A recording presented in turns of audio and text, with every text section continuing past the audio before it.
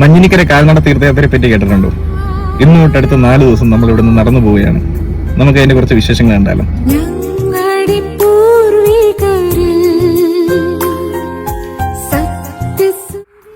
മഹാപരിശുദ്ധനും പുണ്യവാനുമായ ഏലിയാസൻ ബാവായുടെ 94ാമത്തെ ഓർമ്മ പെരുന്നാൾ സംബന്ധിപ്പാൻ വേണ്ടിയാണ് ഹൈറേഞ്ച് മേഖലയിൽ നിന്നുള്ളതായ തീർത്ഥയാത്ര ആരംഭിച്ചിരിക്കുന്നത്.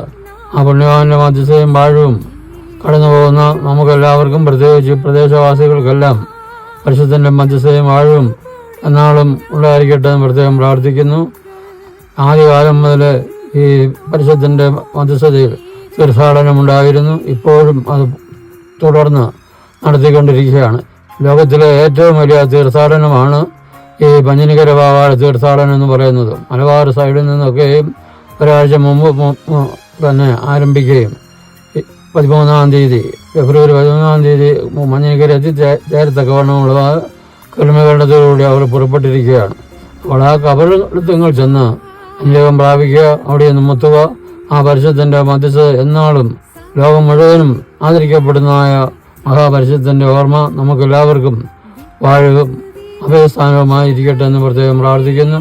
ദൈവം എല്ലാവരെയും വാഴ്ത്തി അനുഗ്രഹിക്കട്ടെ.